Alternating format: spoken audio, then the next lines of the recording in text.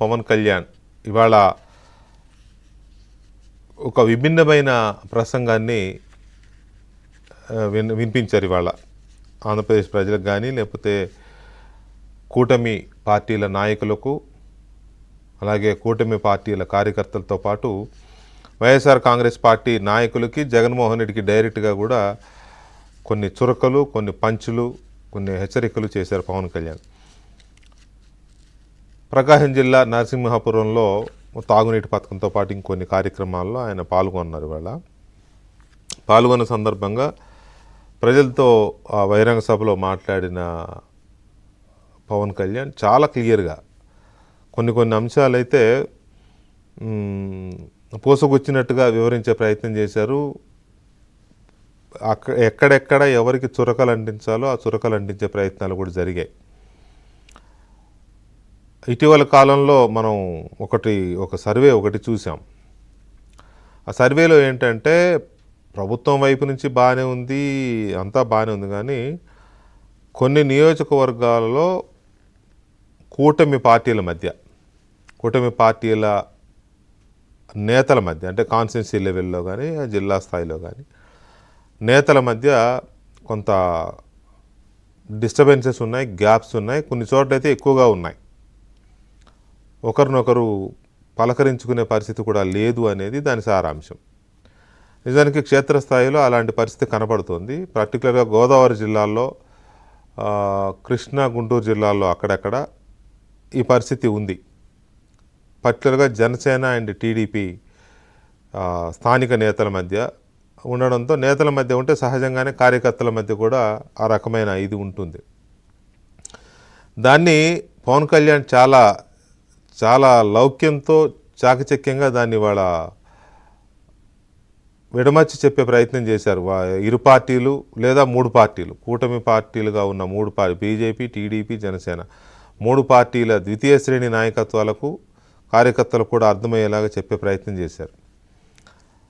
ఈ కూటమి యొక్క లక్ష్యం ఏంటి, ప్రజలు 164 సీట్లు ఇచ్చి ఎందుకు అధికారాన్ని కట్టబెట్టారు, ప్రజల ఆకాంక్షలు ఏంటి, అప్పటి వరకు ఉన్న జగన్మోహన్ రెడ్డి ప్రభుత్వాన్ని ఎందుకు ప్రజలు నేలకేసి కొట్టారు, ఏ ఆశలతో ఏ ఆకాంక్షలతో కూటమికి ఎందుకు పట్టం కట్టారు, ఇవన్నీ వదిలేసి ఈ చిన్న తగాదాలో, గొడవలో, లేకపోతే అభిప్రాయ భేదాలతోనో మీరు కింద కొట్టుకుంటే ప్రజల ఆకాంక్షలు దెబ్బతింటాయి.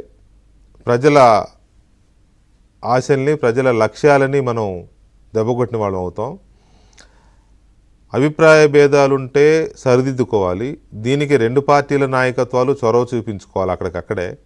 అంతేగాని అలాగా గ్యాప్ పెంచుకుంటా పోతే దానివల్ల నష్టపోయేది ప్రజలకి ఎక్కువ నష్టం జరుగుతుంది, రాజకీయంగా కూటమికి నష్టం జరుగుతుంది. కాబట్టి ఇమీడియట్గా దాన్ని ఆ గ్యాప్స్ని ఫిల్ చేసుకోవాల్సిన అవసరం ఉందని చాలా స్పష్టంగా అటు తన పార్టీ నాయకులకి, ఇటు తెలుగుదేశం నాయకులకి, అటు బీజేపీ నాయకులకు కూడా క్లియర్గా అర్థమయ్యేలాగా చెప్పే ప్రయత్నం చేశారు.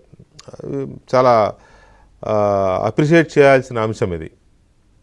తన వాళ్ళని అడ్రస్ చేస్తూ, భాగస్వామ్య పక్షాలను కూడా అడ్రస్ చేస్తూ చేసిన ఈ ప్రసంగం, ఆ పార్ట్ అదొకటి చాలా మంచి ప్రయత్నం. ఇక రెండవది, చంద్రబాబు నాయుడుకి ఎలాంటి ప్రయారిటీ ఇస్తున్నాడు పవన్ కళ్యాణ్ అనే దాని విషయంలో మరొకసారి రుజువైంది. నిజానికి ఈ ప్రభుత్వం అధికారంలోకి వచ్చిన దగ్గర నుంచి చంద్రబాబు నాయుడు గారు అలాగే పవన్ కళ్యాణ్ గారి మధ్య ఇద్దరి మధ్య ఒక మంచి కెమిస్ట్రీ, ఒక అవగాహన నడుస్తోంది, ప్రతిదానికి సంప్రదింపులు జరుగుతున్నాయి అనేది ఒక ఎస్టాబ్లిష్ చేసే ప్రయత్నం జరుగుతోంది. అటు చంద్రబాబు నాయుడు గారు వివిధ సందర్భాల్లో మాట్లాడిన పరిస్థితుల్లో పవన్ కళ్యాణ్ గారిని పదే సంబోధించడం కానీ, లేకపోతే కన్సల్ట్ చేయడం కానీ, ప్రస్తావించడం జరుగుతుంది. అలాగే పవన్ కళ్యాణ్ కూడా అదే తరహాలో స్పందించడము, ఆయన కూడా ప్రతిస్పందించడము, అండ్ చంద్రబాబు నాయుడిని కాస్త ఆయనకున్న అనుభవాన్ని దృష్టిలో పెట్టుకుని మాట్లాడడం, మా ముఖ్యమంత్రి గారు, గౌరవ ముఖ్యమంత్రి గారని మాట్లాడడం, ఇలాంటివన్నీ ఒక మంచి అవినాభావ సంబంధం ఉంది సీఎంకి డిప్యూటీ సీఎంకి మధ్య, అలాగే తెలుగుదేశం జనసేన పార్టీల మధ్య అనే ఒక బలమైన సంకేతాలను ఎప్పటికప్పుడు పంపించే ప్రయత్నం చేస్తున్నారు కార్యకర్తల్లోకి. మరోవైపు లోకేష్ అండ్ పవన్ కళ్యాణ్ వీళ్ళిద్దరి మధ్య కూడా అలాంటి బంధం ఉన్నట్టుగానే మనకు కనబడుతుంది స్పష్టంగా. ఆ రకమైన సంబోధించుకోవడము, ఆ రకంగానే వాళ్ళిద్దరి మధ్య కమ్యూనికేషన్ కానీ, లేకపోతే ఒకటికి రెండు సార్లు ఏదన్నా ఉన్నా మాట్లాడుకోవడం ఇలాంటివి చూస్తూనే ఉంటాం మనం. పవన్ అన్న అని లోకేష్ పదే పదే మాట్లాడడం కానీ, లేకపోతే సోదరుడు లోకేష్ అని పవన్ కళ్యాణ్ గారు అనడం కానీ, ఇవన్నీ మనం చూస్తున్నాం. సో దీనివల్ల ఏంటంటే ప్రభుత్వంలో కీలకమైన వ్యక్తులుగా ఉన్న ఈ ముగ్గురు మధ్య ఒక బలమైన బాండింగ్ ఏదో ఉంది. వీళ్ళు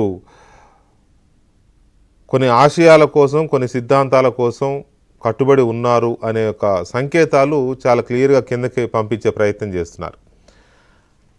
ఇవాళ అదే మాట ఆయన మరొకసారి చెప్పాడు. మా ముఖ్యమంత్రి, గౌరవ ముఖ్యమంత్రి చంద్రబాబు నాయుడు గారికి విపరీతమైన అనుభవం, విశేషమైన అనుభవం ఉంది. ఆయనే గనక లేకపోతే ఈ రాష్ట్రం యొక్క ఆర్థిక పరిస్థితిని చక్కపరచడం ఎవడి వల్ల కాదు, చక్కపరచలేరు. నేను ఉన్నా, నాకు పోరాడే శక్తి ఉండొచ్చు కానీ అనుభవం లేదు నాకు.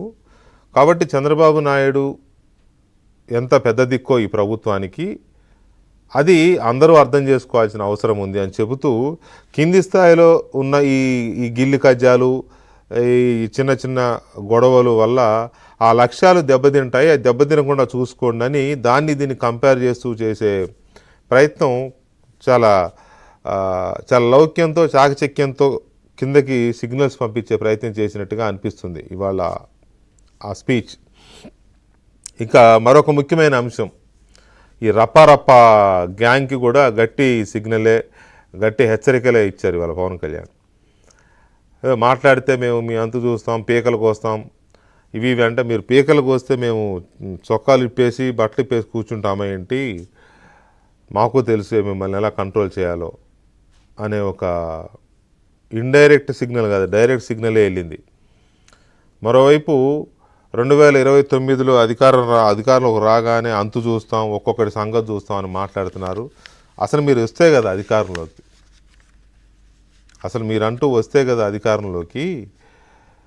కూటమి నిరంతరం కూటమి అధికారంలో ఉంటుంది అనే మాట చాలా బలంగా ఇంతకుముందు కూడా చెప్పారు. జగన్మోహన్ రెడ్డికి కనుచూపు మేరలో అధికారంలోకి వచ్చే అవకాశమే లేదు అని చెప్పిన పవన్ కళ్యాణ్ ఇవాళ ఆ ప్రసంగంలో ఇంకాస్త గట్టిగా బలంగా ప్రజలకు అర్థమయ్యేలా, ఇంకొక రకంగా చెప్పాలంటే వైసీపీ కార్యకర్తలకి, నాయకులకు అర్థమయ్యేలాగా కూడా చెప్పేశాడు.